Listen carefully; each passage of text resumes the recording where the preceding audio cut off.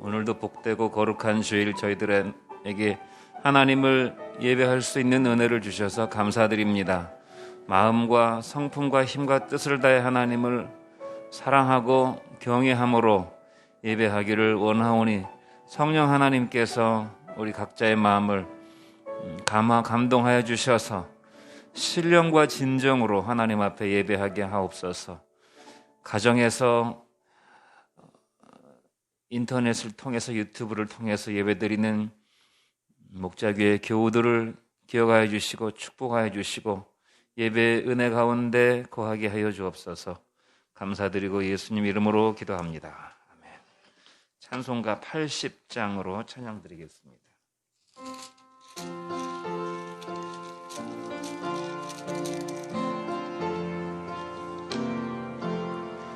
천지에 있는 이름 중 귀하고 높은 이름, 전하시기 전 지으신 구주의 이름 예수.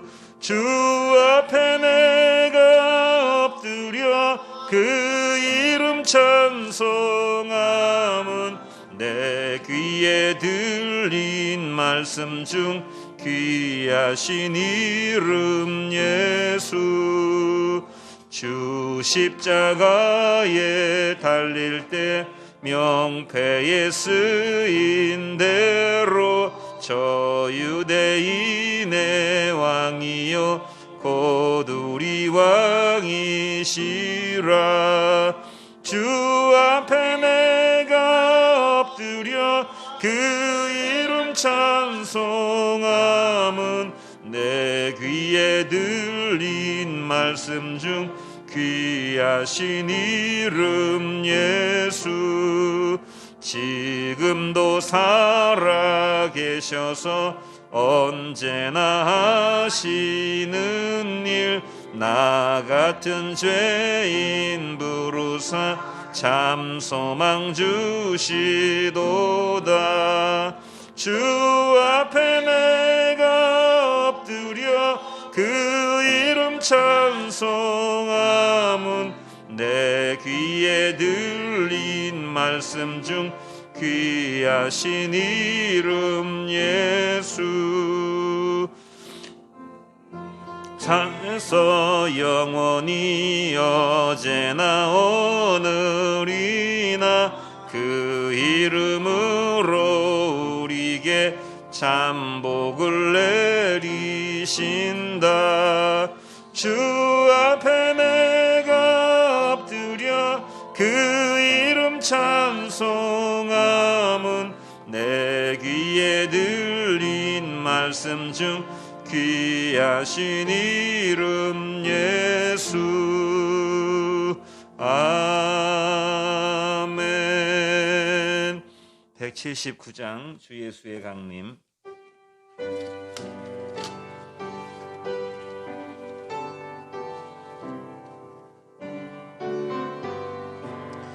주 예수의 강림이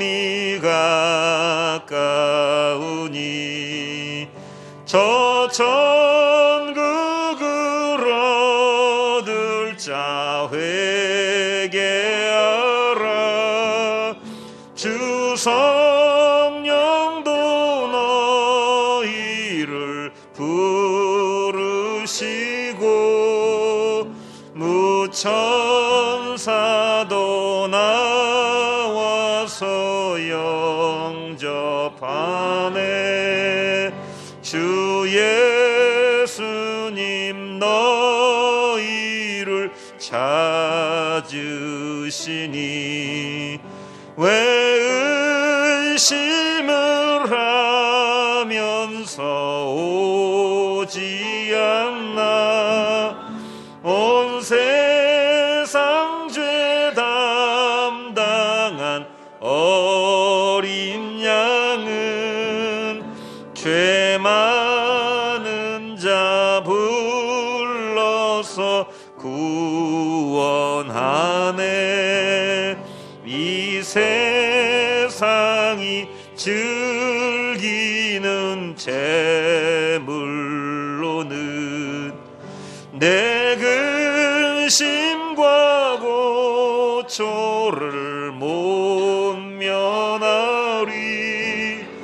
또 숨질 때 위로를 못 얻으며 저 천국에 갈 길도 못 찾으리.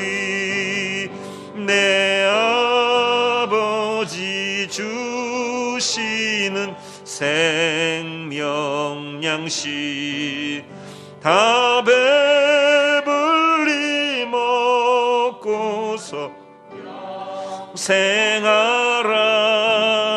곧 의심을 버리고 주께 오면 그 한없는 자비를 힘이 4절만 다시 합니다. 내 아버지 주시는 생명 양식 다 배불리 먹고서 영생하라.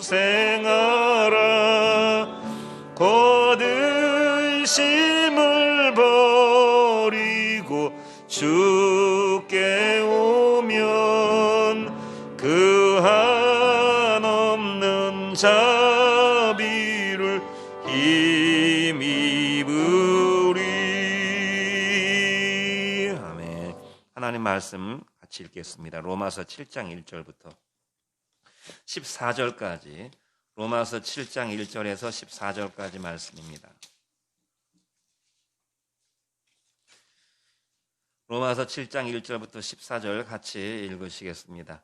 형제들아, 내가 법 아는 자들에게 말하노니 너희는 그 법이 사람이 살 동안만 그를 주관하는 줄 알지 못하느냐. 남편 있는 여인이 그 남편 생전에는 법으로 그에게 매인 바 되나 만일 그 남편이 죽으면 남편의 법에서 벗어나느니라. 그러므로 만일 그 남편 생전에 다른 남자에게 가면 음녀라. 그러나 만일 남편이 죽으면 그 법에서 자유롭게 되나니 다른 남자에게 갈지라도 음녀가 되지 아니하느니라. 그러므로 내 형제들아, 너희도 그리스도의 몸으로 말미암아 율법에 대하여 죽임을 당하였으니 이는 다른이 곧 죽은 자 가운데서 살아나신 이에게 가서 우리가 하나님을 위하여 열매를 맺게 하려 함이라. 우리가 육신에 있을 때에는 율법으로 말미암는 죄의 정욕이 우리 지체 중에 역사하여 우리로 사망을 위하여 열매를 맺게 하였더니 이제는 우리가 얽매였던 것에 대하여 죽었으므로 율법에서 벗어났으니 이러므로 우리가 영의 새로운 것으로 섬길 것이요 율법 조문의 묵은 것으로 아니할지니라. 그런즉 우리가 무슨 말을 하리요? 율법이 죄냐? 그럴 수 없느니라. 율법으로 말미암지 않고는 내가 죄를 알지 못하였으니 곧 율법이 탐내지 말라 하지 아니하였더라면 내가 탐심을 알지 못하였으리라. 그러나 죄가 기회를 타서 계명으로 말미암아 내 속에서 온갖 탐심을 이루었나니 이는 율법이 없으면 죄가 죽은 것임이라. 전에 율법을 깨닫지 못했을 때에는 내가 살았더니 계명이 이름에 죄는 살아나고 나는 죽었도다. 생명에 이르게 할 그 계명이 내게 대하여 도리어 사망에 이르게 하는 것이 되었도다. 죄가 기회를 타서 계명으로 말미암아 나를 속이고 그것으로 나를 죽였는지라. 이로 보건대 율법은 거룩하고 계명도 거룩하고 의로우며 선하도다. 그런즉 선한 것이 내게 사망이 되었느냐? 그럴 수 없느니라. 오직 죄가 죄로 드러나기 위하여 선한 그것으로 말미암아 나를 죽게 만들었으니 이는 계명으로 말미암아 죄로 심히 죄되게 하려 함이라. 우리가 율법은 신령한 줄 알거니와 나는 육신에 속하여 죄 아래 팔렸도다. 아멘. 다시 한번 같이 기도하겠습니다. 살아계신 우리 하나님 아버지, 거룩하고 복된 주일 하나님의 말씀 앞에 세워주셔서 감사합니다. 한 주간 동안 하나님의 은혜와 하나님의 축복 속에 살게 해주셔서 감사합니다. 우리에게 보배로운 믿음을 주셔서 감사하고 하나님 앞에 예배할 수 있도록 복 주셔서 감사합니다.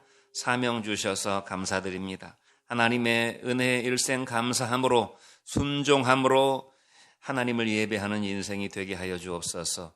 우리의 심령 속에 그리스도가 사시지 못하고 우리의 죽은 옛사람이 살아나서 우리를 주장하고 지배하는 삶을 살았음을 고백합니다. 하나님 앞에 감사하고 영광 돌려드리는 대신에 원망하고 불평하고 미워하고 시기하고 분을 내며 비판하고 정죄하고 헛되게 인생을 살았음을 고백하며 회개합니다.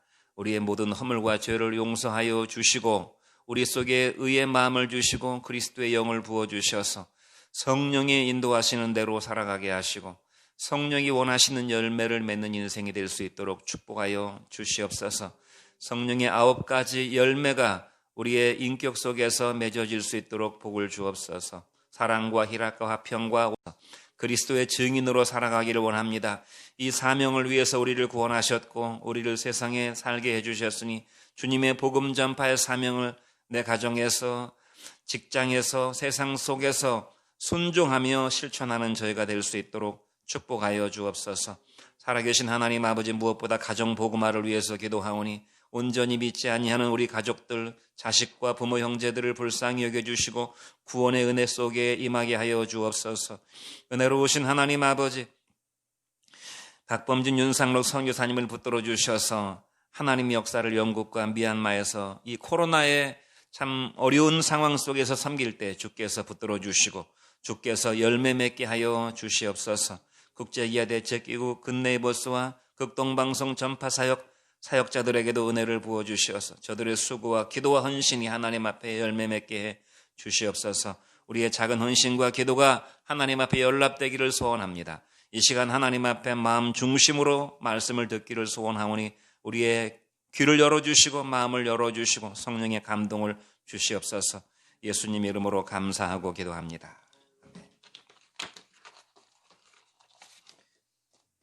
말씀 듣고 믿는 사람이 되겠습니다. 우리 각자 고백하며 인사하겠습니다.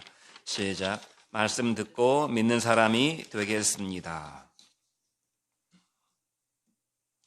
오늘은 성령의 감동으로 믿는 믿음, 또 사랑의 감동으로 믿는 믿음이라는 제목으로 하나님 말씀을 같이 나누도록 하겠습니다. 지난주에 우리가 죄의 종으로 살 것인가 순종의 종으로 살 것인가, 죄의 종으로 살 것인가 의의 종으로 살 것인가, 순종이 곧 의라고 그랬으니까 순종의 종 아니면 죄의 종, 의의 종 아니면 불의의 종으로 인생은 살게 된다고 그랬습니다. 모든 사람은 그 누군가의 종이 되거나 그 무엇에 도구가 되어서 살아가게 마련입니다. 어떤 사람은 죄의 종으로 불의의 도구로 쓰임 받다가 사망의 그 종착역에 다다르는 사람이 있고 사망으로 인생이 결론 나는 사람이 있고 어떤 사람은 하나님 앞에 말씀에 순종하는 순종의 종으로 하나님의 도구로 쓰임 받다가 그리스도의 생명을 이 땅에서 누리고 영원한 그리스도의 영생 속에 들어가는 사람이 있다고 그랬습니다. 둘 중에 하나예요. 의의 종이냐 불의의 종이냐, 순종의 종이냐 불순종의 종이냐, 이 둘 중에 하나 가운데 인생을 살게 되어지도록 만들어졌다는 것입니다. 오늘 말씀은 그 연장선상에서 2가지 교훈을 받으려고 합니다. 첫 번째는 영적 정체성과 믿음의 고백이 인생 승리의 열쇠다. 좀 딱딱하고 어렵겠지만 믿음의 정체성과 영적인 정체성과 믿음의 고백이 우리 인생의 승리의 열쇠다. 구원의 열쇠, 축복의 열쇠다 이 말입니다. 영적 정체성이라고 하는 건 이따가 좀 설명드리겠지만 한마디로 말하면 내가 하나님 앞에서 누구인가 하는 것입니다. 나는 누구인가? 내 이름이나 내 직업이나 내 인간관계를 물어보는 것이 아니고 그것 이전에 근본적으로 인생이 태어나게 되었을 때 그 인간 육체 속에 들어있는 그 사람의 영혼의 정체가 무엇이냐 그 말입니다. 그것이 영적 정체성이, 그 영적 정체성과 믿음의 고백이 우리 인생의 열쇠다. 로마서 7장 1절부터 2절 말씀을 같이 한번 읽어보겠습니다. 시작. 형제들아 내가 법 아는 자들에게 말하노니 너희는 그 법이 사람이 살 동안만 그를 주관하는 줄 알지 못하느냐. 남편 있는 여인이 그 남편 생전에는 법으로 그에게 매인 바 되나 만일 그 남편이 죽으면 남편의 법에서 벗어나느니라 그랬습니다. 본절은 신자의 정체성에 대해서 말씀해 주고 있어요. 정체성, 내가 누구냐 그 말입니다. 내가 누구인가를 아는데 내가 누구인가를 확인하는데 나와 죄와의 관계, 나와 하나님과의 관계 속에서 우리의 정체성을 말해주고 있어요. 죄는 다른 말로 말하면 법입니다. 죄는 법의 결과입니다. 법이 없으면 죄도 없어요. 인간은 죄의 법과 어떤 관계를 맺고 살아가느냐. 또 예수님도 법입니다. 예수님은 법 그 자체예요. 그래서 우리가 생명을 얻으려면 예수 법대로 살아야 되는 것입니다. 그 법 안에 다스림과 은혜를 받아야 되는 것입니다. 그러니까 우리가 죄의 법과 어떤 관계를 맺고 살아가느냐, 예수 생명의 법과 어떤 관계를 맺고 살아가느냐, 이 법적인 문제를 가지고 우리의 정체성, 내가 누구인가를 지금 성경이 말씀하고 있는데 그 예를 든 것이 부부관계 법을 예로 들었어요. 부부관계의 법. 다른 말로 남편의 법이라고 그랬습니다.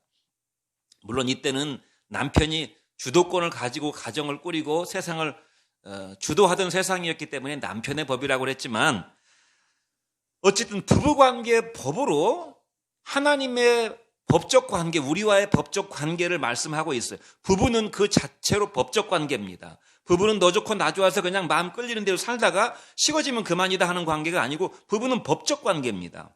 부부는 법에 매이고 배우자와의 관계에 매여 있는 관계라 그 말이에요.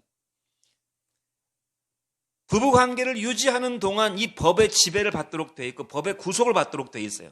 그러나 둘 중에 한 사람이 죽으면 그 법으로부터 자유하게 되어 있습니다. 더 이상 부부관계 법이 내게 적용되지 않고 남편이 죽은 남편의 법에 더 이상 내가 매이지 않고 또 죽은 아내에게 내가 더 이상 매이지 않게 되는 것입니다.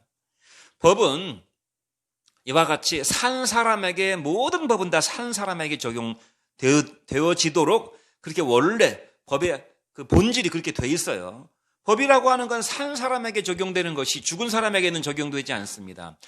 법은 산 사람을 수사하고 어떤 사건이 일어났다, 어떤 사고가 일어났다 그러면 산 사람을 수사하고 산 사람을 기소하고 산 사람을 구속하고 산 사람에게 법적인 형벌을 내리도록 되어져 있습니다. 그러나 만약에 그 법에 적용을 받는 피의자, 죄를 지은 사람, 또 아직 밝혀지진 않았지만 죄의 혐의가 짙은 사람, 혐의자, 수사를 받고 있는 수사 대상이 도중에 죽어버리게 되면 더 이상 사건을 진행시킬 수가 없어요. 그걸 법적인 용어로 공소권 없음이라는 말로 말을 합니다. 공소권이 없다. 무슨 말이냐? 법적에 이 사람을 고소할 수 있는 권한이 없어졌다 그 말입니다. 법의 권한이 사라져버렸어요. 왜 그런가 하면 그 대상이 죽어버렸기 때문에 그런 것입니다.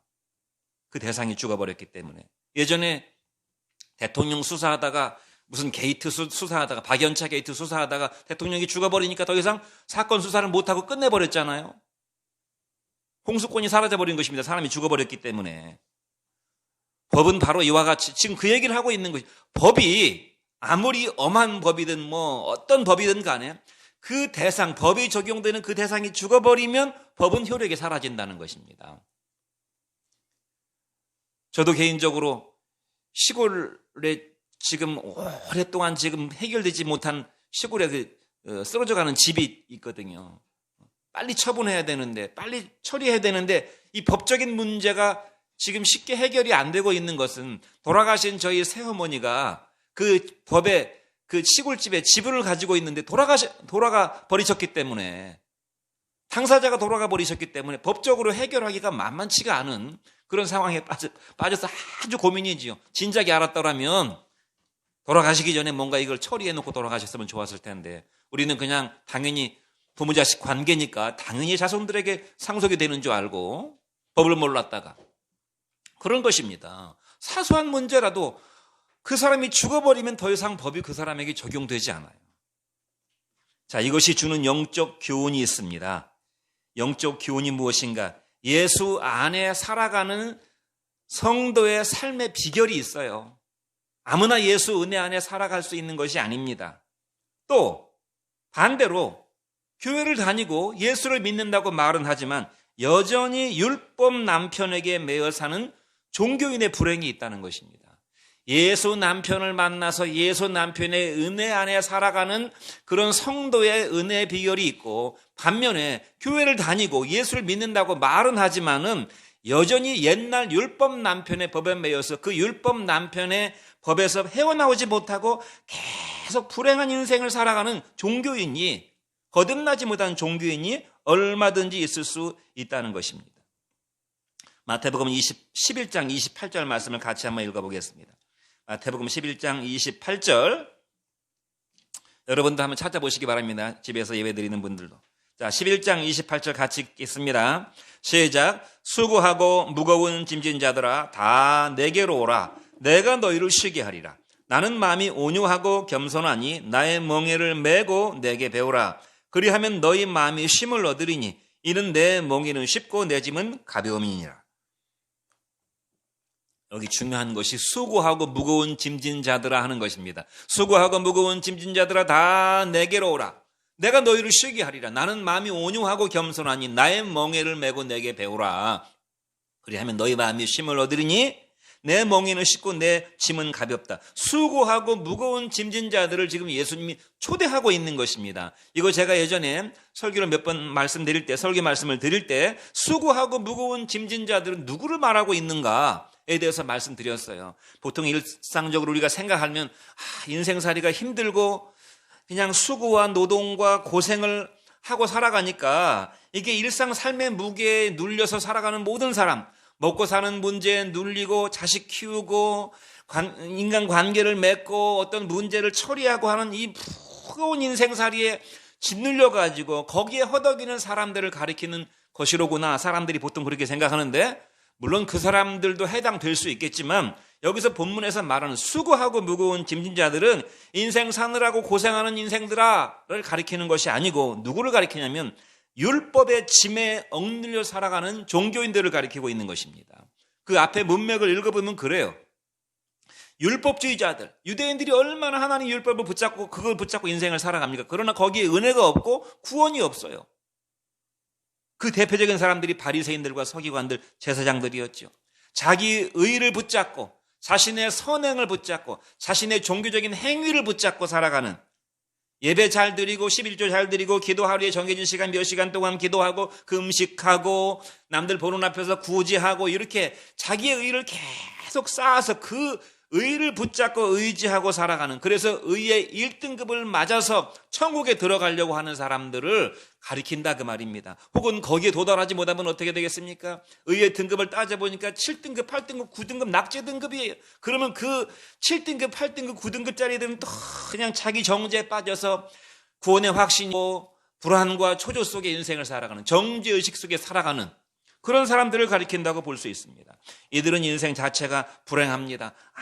아무리 자기 나름의 열심히 노력을 하고 그냥 교회에서 봉사하고 헌신하고 열심히 종교 생활하고 기도 열심히 하고 예배 철저하게 드리고 새벽 예배 한 번도 안 빠지고 철저하게 드린다고 할지라도 그들은 불행하다 그 말입니다. 왜 그런가 하면 거기에는 구원이 없기 때문에, 의의 1등급을 맞아가지고는 천국에 갈 수가 없기 때문에, 다시 말하면 의의 1등급을 맞을 수가 없기 때문에 그렇습니다. 왜 그렇습니까? 100점이 의의 1등급인데 한 1점만 틀려도 낙제예요. 하나님의 법은 그렇다 그 말입니다. 내가 일생을 살아가면서 내 주변에 많은 여자들이 있었어요. 중고등학교 때도 주변에 여학생들이 있었고, 대학교 다닐 때도 여자들이 있었고, 인생을 살아가는데 주변에 이쁜 여자들, 잘난 여자들 많이 있어요. 근데 내가 깜막 실수해가지고 한 번 딱 어떤 여자와 부적절한 관계를 맺었어요. 일생 살면서 딱 한 번이에요. 한 번 내가 잘못을 저질렀어요. 그러면 나는 깨끗한 사람이냐 그 말이에요. 그 수많은 인생 살아오면서 그 많은 유혹 속에서 딱 한 번 부정을 저질렀는데 내가 깨끗한 사람이냐 그 말입니다. 법은 바로 이와 같은 것이라 그 말이에요. 의의 1등급을 맞을 수가 없어요. 심지어 주님은 뭐라고 말씀하셨습니까? 육신으로만 간음하는 것이 간음인 줄 아느냐? 눈으로 여인을 보고 음욕을 품는 것 자체가 이미 간음한 것이고, 사람을 저기하면 살인인 줄 아느냐? 형제를 미워하는 그 마음을 갖고 있는 것 자체가 살인과 똑같은 것이라고 말씀했으니까 누가 의의 1등급을 맞겠습니까? 아무리 노력해도 거기에는 구원이 없고, 당연히 그러니까 하나님의 부어주시는 은혜가 없고, 은혜를 받지 못하니까 감사가 없지요. 그 마음속에 하나님의 사랑이 부음받지 못하니까 하나님과의 관계가 정립이 되지 않았기 때문에 하나님의 사랑이 내 마음속에 들어올 수가 없지요. 그러니까 기쁨이 없고 소망이 없는 인생을 살아가느라고, 그러면서도 구원을 얻으려고 열심히 나름대로 성실하게 사는 수고하고 무거운 짐진 자들아, 주께서 이렇게 말씀하신 것입니다. 교회 내의 교인들도 은혜의 세계를 알지 못하고 구원과 거듭남의 세계를 알지 못하고, 심지어 성도라 할지라도, 거듭난 성도라 할지라도 우리는 옛사람의 본성이 있기 때문에 하나님의 은혜의 세계 속에 살아가다가도 자기 의에 빠져서 살아가는 경우가 많기 때문에, 이런 사람들에게 주께서 우리에게 주시는 교훈이 무엇입니까? 율법에 매여 자신의 의에 빠져 살아가는 사람들, 또 자신이 굉장히 성실하고 열심을 내가지고 뭔가 자기가 자기를 볼 때도 굉장히 모범생인 것처럼, 잘하고 있는 것처럼 어깨가 으쓱해질 정도의 그런 수준에서 살다가도, 또 자기가 그렇지 못할 때 불의함에 빠져 정죄의식에 살아가는 사람들, 또 나는 잘하고 있는데 나보다 못한 사람들을 정죄하며 살아가는 사람들, 물론 불신자처럼 먹고 마시면서 하나님에 대해서 아무것도 알지 못하는 사람들은 뭐 얘기할 필요가 없고요.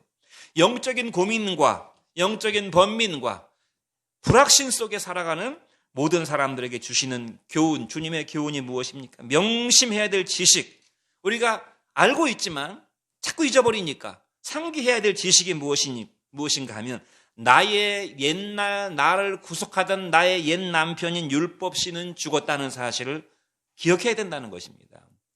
율법이 죽었습니다. 율법이. 그러므로 율법이 더 이상 나를 정죄하지 못해. 아까 부부관계 중에 남편이 죽든 아내가 죽든 한 사람이 죽으면 그 법이 더 이상 효력이 없다고 그랬잖아요. 내가 더 이상 그 법의 지배를 받지 않는다고 그랬잖아요. 율법이 나의 옛날의 남편이었습니다. 율법의 지배를 받았고, 율법을 지키려고 애를 썼고, 율법으로부터 점수를 받으려고 막 그렇게 선행을 하고 착한 일을 하려고 했다, 그 말입니다. 그런데 그 율법이 죽어버렸어요. 그러므로 더 이상 나를 정죄하지 못한다는 사실을 우리가 기억해야 된다는 것입니다. 우리의 옛날 남편인 율법이 죽었는데 사람들은 자꾸만 율법의 점수를 따려고 그래요. 또는 반대로 나의 옛사람이 죽었습니다. 나의 옛사람이 죽었기 때문에 더 이상 율법이 나를 정죄하지 못해요. 내가 옛날에 나의 옛사람이 죽어버렸으니까.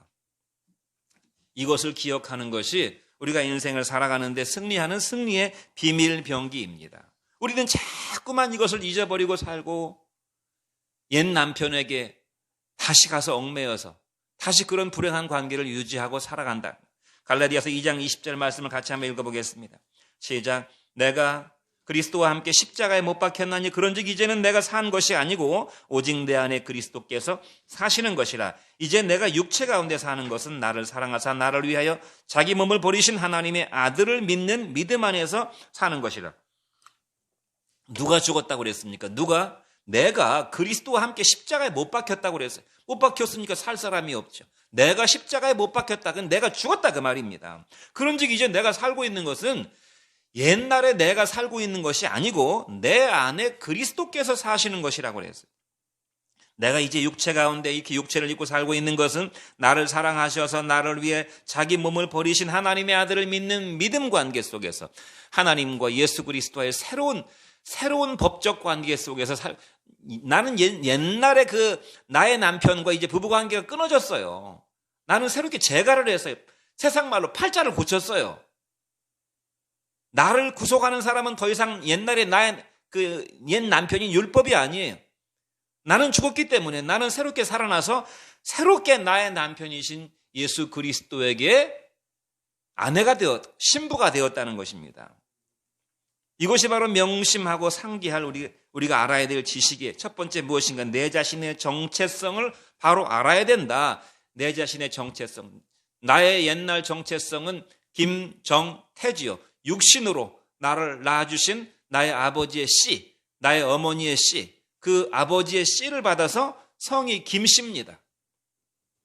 그런데 육체는 물론 여전히 부모가 준 육체를 가지고 있으니까 육체적으로 볼 때는 나는 김정태지만 내 영혼은 김씨가 아니에요. 내 영혼은 김의 김씨 김정태가 아니고 예수의 씨를 받았기 때문에 예수 그리스도 씨라 그 말입니다. 그래서 내 이름은 그리스도 정태예요.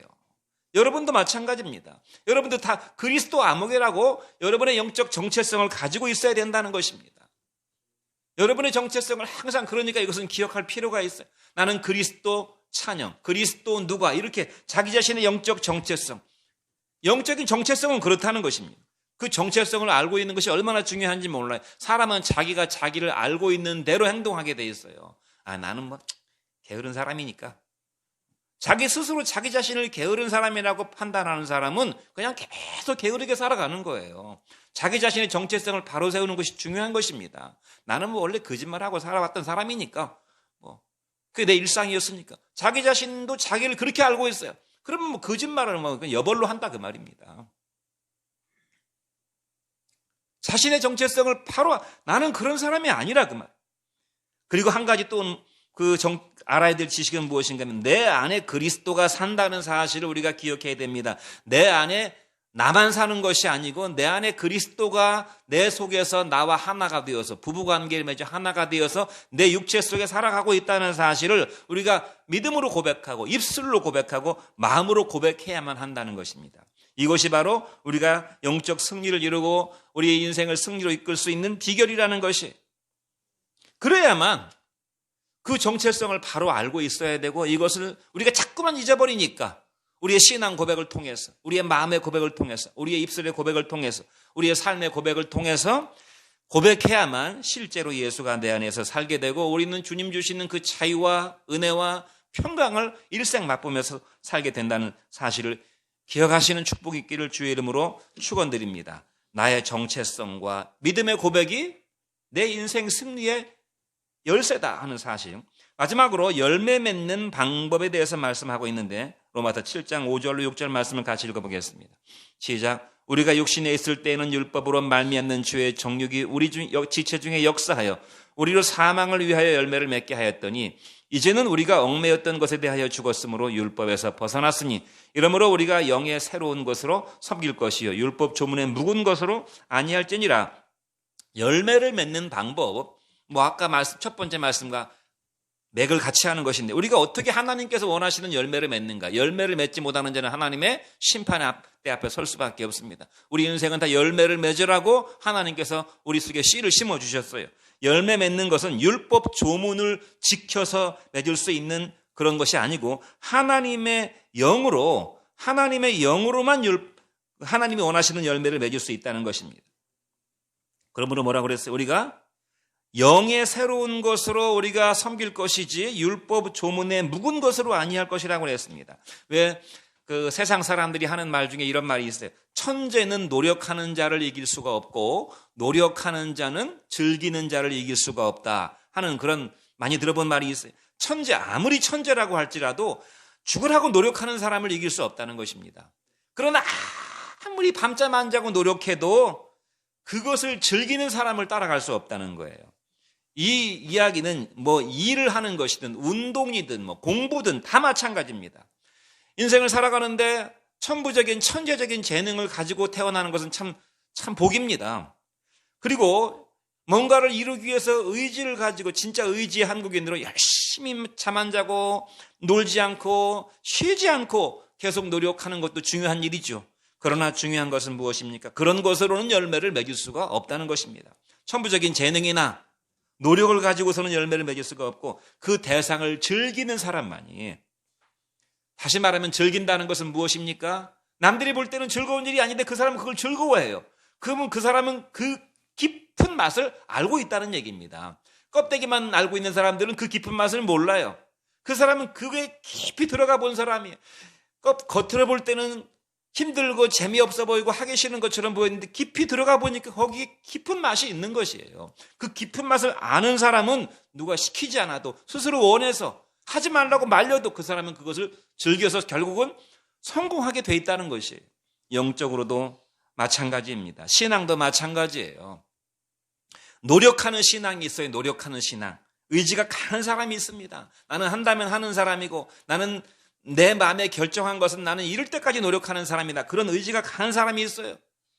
그런 사람들은 율법을 철저하게 지키려고 하고 도덕적으로 살려고 그러고 그 불쌍한 사람들 도와주는 착한 일을 하려고 그러고 공을 쌓으려고 하고 공로를 세우려고 그러고 공덕을 쌓으려고 하는 사람들이 있습니다. 물론 그게 나쁜 것이 아니죠. 그 많은 노력들은 소중합니다. 그러나 그것으로는 열매를 맺을 수가 없다는 사실. 하나님께서 기뻐하시는 열매를 맺을 수가 없어요. 노력을 하지 말라는 것이 아니에요.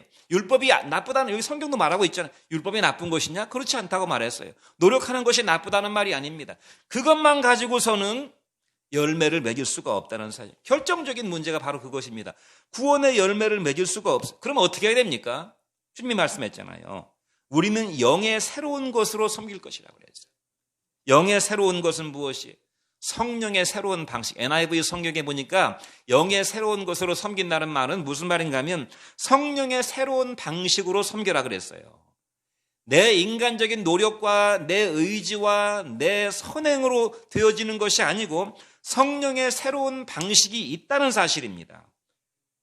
하나님의 영의 감동, 예수의 영의 감동, 말씀의 영의 감동을 받아서 누가 시켜서 내 의를 쌓으려고, 남에게 인정받으려고, 뭐 이런 동기가 아니고 누가 시키지 않아도 자발적으로 내 속에서 자율적으로 샘솟는 즐거움으로 하게 되는 사람만이 열매를 맺는다는 것입니다. 하나님이 기뻐하시는 열매를 맺는다는 것입니다.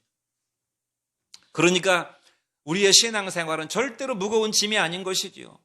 어떤 사람은 예배드리러 오는 것이 귀찮은 짐일 수도 있어요. 안 갈 수는 없고, 예배를 드리고 신앙생활을 그렇게라도 해야 천국에 간다고 하니까 예배를 안 갈 수는 없고, 또 11조도 드려야 된다니까 안 드릴 수는 없는데, 그냥 드리는 건 아깝고 가는 건 귀찮고, 교회에서 전도도 해야 된다니까 하긴 하는데 신용만 하고 어거지로 그냥 의무적으로 이렇게 하는 거 가지고서는 열매를 맺을 수가 없다는 것입니다.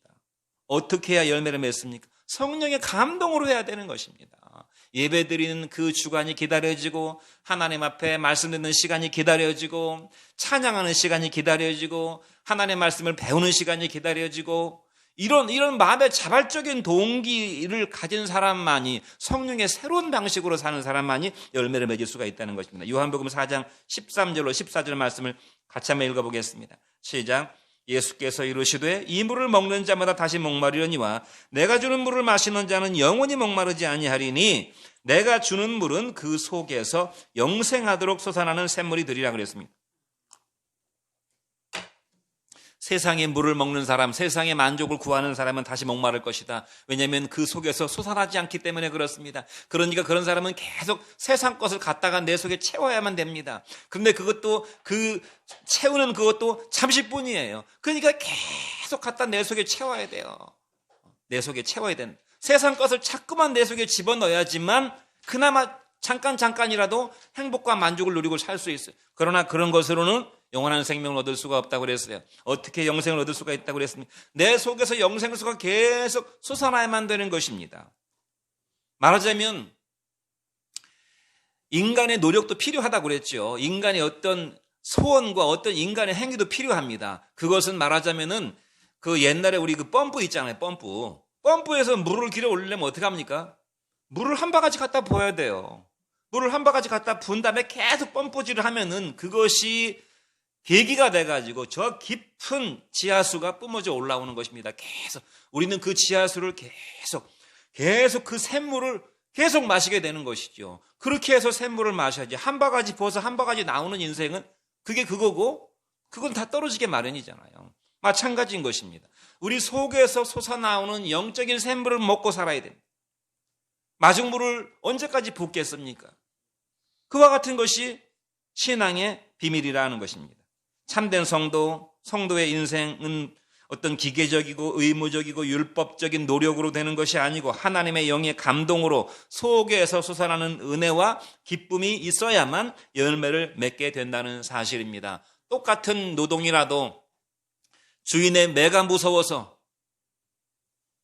할 수 없이 일하는 노예의 노동이 있고, 사랑하는 자식을 위해서 애쓰고 힘쓰는 부모의 노동이 있잖아요. 똑같은 노동이지만 결과는 천지차이죠.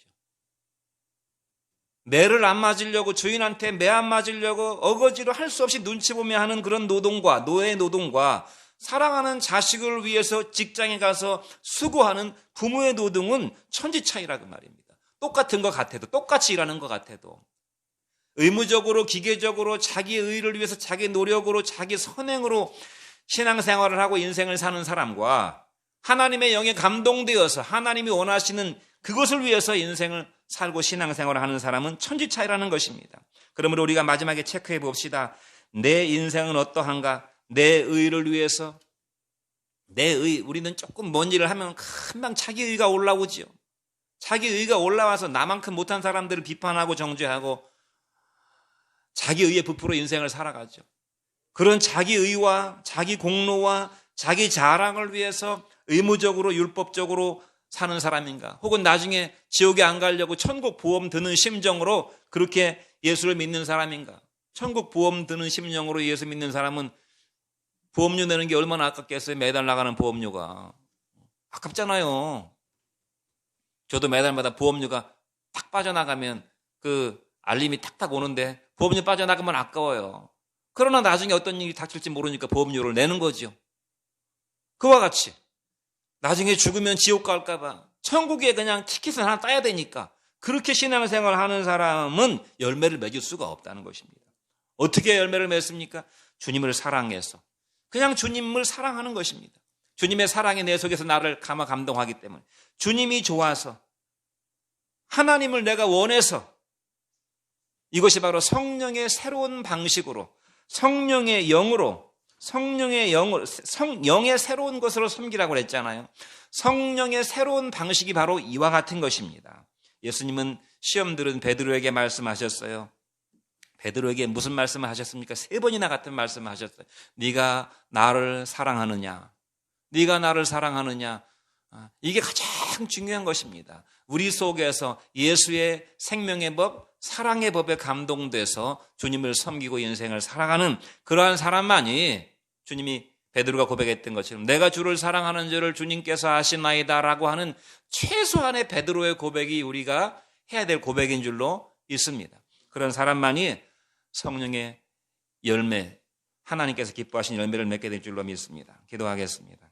은혜로우신 우리 하나님 아버지, 하나님께서 우리에게 원하시는 것은 열매라고 말씀하셨는데 우리가 죄의 종으로 살아서 사망의 열매를 맺지 아니하고 의의 종으로 성령의 종으로 살아서 예수 생명의 열매를 맺는 인생이 될 수 있도록 주님 저희의 정체성을 날마다 기억하게 해주시고 우리의 신앙을 입술로 우리의 마음으로 우리의 삶으로 고백할 수 있는 저희가 될 수 있도록 복을 내려 주옵소서. 감사드리고 예수님 이름으로 기도합니다. 아멘. 찬송가 183장 찬양 드리겠습니다.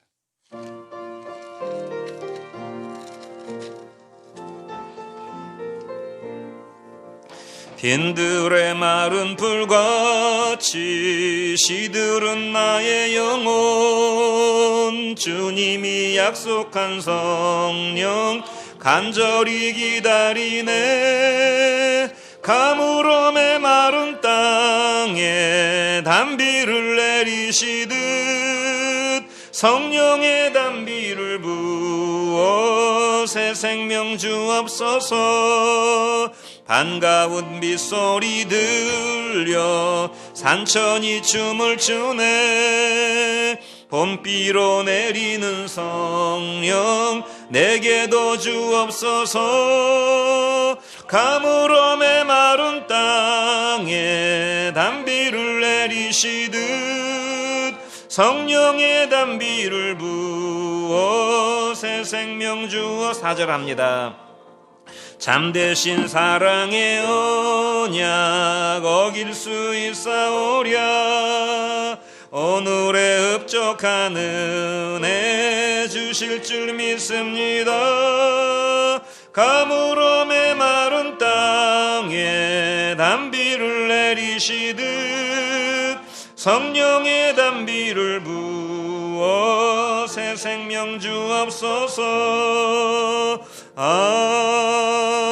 아멘. 드린 예물 넣고 기도합니다. 좋으신 우리 하나님 아버지, 우리에게 영육간의 복을 주셔서 감사합니다. 주님의 은혜로 사는 줄 알고 하나님 앞에 감사함으로 예배하며 예물 드렸사오니 받으시고 흠양하시고 축복하시고 주의 선한 역사 속에 사용하여 주옵소서. 감사드리고 예수님 이름으로 기도드립니다. 아멘. 예, 코로나 때문에 아직도 계속 우리가 비대면 예배를 드리고 있는데 기도해 주시고 또 각자 자기 가정에서 자기 삶의 터전에서 믿음으로 살아가시고 열매 맺는 인생이 되시기를 간절히 바라고 가정 복음화를 위해서 기도하시는 여러분 되시길 바랍니다. 추수감사 예배는 적당히 12월 중에 이 상태가 계속 지속되면 제가 드리도록 하겠습니다. 다 같이 일어나셔서 찬송가 450장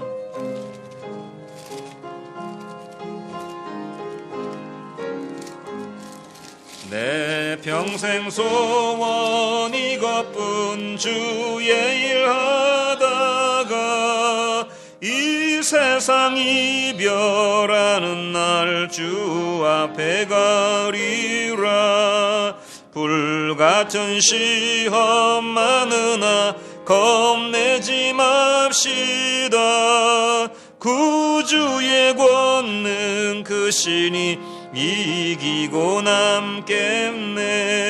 살같이 빠른 광음을 주 위에 아끼세. 온 몸과 마음을 바치고 힘써서 일하세.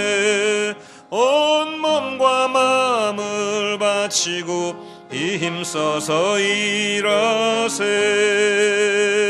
아멘.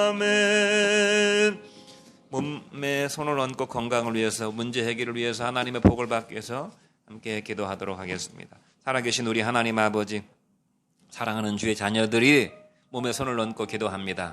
영육 간의 복을 내려 주옵소서. 육신의 질병과 질고와 연약함과 피곤함을 물리쳐 주시고 건강한 육체를 주셔서 살아있는 동안 주를 위해서 충성하고 봉사하고 복음의 증인으로 살아갈 수 있도록 복을 내려 주시옵소서. 가슴에 손을 얹고 기도하오니 우리의 삶의 무거운 짐과 문제들과 걱정 근심거리들 주께서 감당하여 주시되, 가정의 문제, 자녀의 문제, 남편과 아내의 문제, 부모 형제 간의 문제, 직장 일의 문제, 진로의 문제, 공부의 문제, 취업의 문제, 인간관계의 문제, 결혼의 문제, 모든 문제들 주께서 풀어 해결하여 주시옵소서. 머리에 손을 얹고 기도하오니 하늘의 복과 땅의 복을 내려주셔서 이 세상 살아갈 동안에 믿음으로 승리하고 많은 열매를 거두게 해주옵소서. 이제는 우리 구주 예수 그리스도의 무한하신 은혜와 하나님 아버지의 크신 사랑하심과 성령의 내주하시고 교통하시고 축복하시고 역사하심이 사랑하는 목자 교회 교우들 머리 위에 지금부터 영원까지 함께 계실지어다.